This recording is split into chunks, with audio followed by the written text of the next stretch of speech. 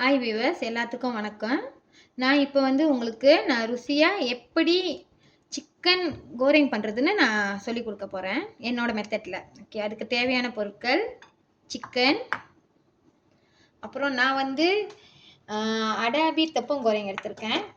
அதுக்கப்புறம் bread grams எடுத்திருக்கேன், கருவேப்பிலை, உப்பு, கரம் மசாலா, மஞ்சத்தூள், சிக்கன் கறி பவுடர், இஞ்சி பூண்டு விழுது, பெப்பர்.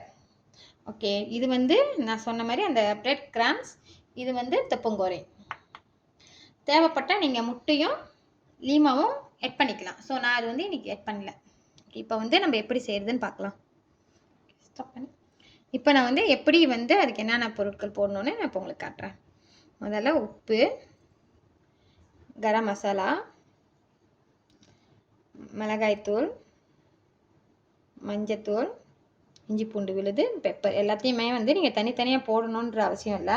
ஏன்னா நம்ம எல்லாத்தையும் ஒன்றா தான் நம்ம சேர்க்க போகிறோம். அதனால் நம்ம எல்லாத்தையும் சேர்த்து ஒன்றா கிளறிக்க வேண்டியதான். தேவையான அளவு உப்பு உங்களுக்கு எவ்வளோ போடணும்னு நீங்கள் நினைக்கிறீங்களோ ஸோ அந்த அளவுக்கு நீங்கள் போட்டு நல்லா கிளறிக்க வேண்டியதான். அதுக்கப்புறம் நான் சின்ன சின்னதாக கட் பண்ணி வச்சுருக்கேன் கருவேப்பிலை. ஏன்னா கருவேப்பிலை பெருசு நீட்டாக போட்டாலும் இதாக இருக்கும். அதனால் நான் சின்ன சின்னதாக கட் பண்ணி வச்சுருக்கேன். ஸோ இதையும் போட்டு இது பண்ணிவிட்டு இப்போ நம்ம இந்த தெப்பங்கோரையும் இருக்குல்ல, அது 2 டீஸ்பூன் நான் போட்டுக்கிறேன். உங்களுக்கு தேவைப்பட்டால் நீங்கள் கொஞ்சம் கூடயே போட்டுக்கலாம். போட்டு அதையும் இந்த மாதிரி மிக்ஸ் பண்ணிக்கிங்க. ஓகே, இப்போ எல்லா மசாலையும் போட்டு சிக்கனை மிக்ஸ் பண்ணியாச்சு. அடுத்து நல்லா க்ரன்ச்சாக இருக்கிறதுக்காக நம்ம பிரெட் கிராம்ஸில் போட்டு சிக்கனை ட்ரிப் பண்ண போகிறோம், ஃப்ரை பண்ண போகிறோம். ஓகே, பாருங்கள்.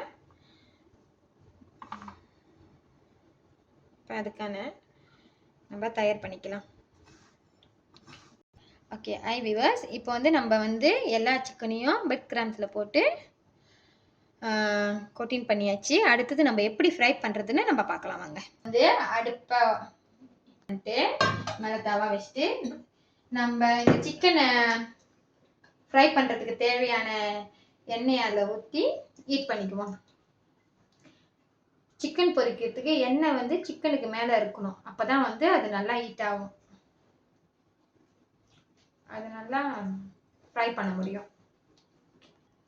ஓகே, இப்போ எண்ணெய் நல்லா ஹீட் ஆச்சு. இப்போ நம்ம சிக்கனை ஃப்ரை பண்ணி எடுத்துக்கலாம். ஆனால் நீங்கள் பாருங்கள், நான் ஃப்ளேமை லோவில் தான் வச்சுருக்கேன். ஏன்னா நம்ம ஹை ஃப்ளேம் வச்சுமா சிக்கன் தீஞ்சிரும், குக் ஆகாது. பாருங்கள் எப்படி நல்லா பொரிஞ்சு வருதுன்னு.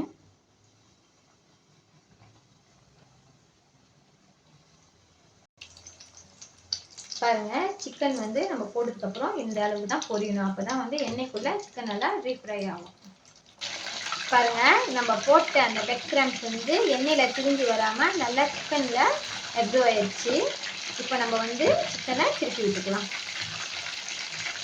ஏன்னா அப்போ தான் 2 சைடும் நல்லா கரெக்டான ஒரு பதத்தில் வேகும். ஒரு பவுலில் இந்த மாதிரி டிஷ்யூ போட்டு வச்சுக்கோங்க. அப்போ தான் நீங்கள் சிக்கனை எடுக்கும் போது அந்த சிக்கனில் உள்ள ஆயிலெல்லாம் இந்த டிஷ்யூ அப்சர்வ் பண்ணிப்போம். ஓகே, இப்போ பாருங்கள், சிக்கன் நல்லா வெந்துருச்சு. இப்போ நம்ம இந்த சிக்கனை இந்த பவுலுக்கு மாற்றிடலாம். ஏன்னா சிக்கன் நல்லா க்ரன்ச்சியாக ஒரு நல்ல டேஸ்ட் கிடைக்கும். பாருங்க, நம்ம எடுக்கும் போதே உங்களுக்கு தெரியும் அது எண்ணெய் இல்லை. பாருங்க, இப்போ நம்ம சிக்கன் நல்லா ஃப்ரை பண்ணி எடுத்தாச்சு. எவ்வளோ அழகாக இருக்குது பாருங்கள். நம்ம பார்க்குறதுக்கே ஒரு ரிச் லுக்கு கொடுக்குதுல்ல. ஓகே, பாருங்கள், ஈஸியான மெத்தடில் நம்ம சிக்கனை ஃப்ரை பண்ணி எடுத்தாச்சு. வாங்க பார்க்கலாம் நம்ம சிக்கன் இப்போ எப்படி குக் ஆகிருக்குன்னு. பாருங்கள் எவ்வளோ நல்லா ஃப்ரை ஆகிருக்குன்ட்டு. நீங்களும் இந்த மெத்தடை பயன்படுத்தி உங்கள் வீட்டில் உள்ளவங்களுக்கு ருசியாக க்ரன்ச்சியான ஒரு சிக்கனை சமைச்சு கொடுங்க. ஓகே, அடுத்தது நம்ம வேறு வீடியோவில் பார்க்கலாம்.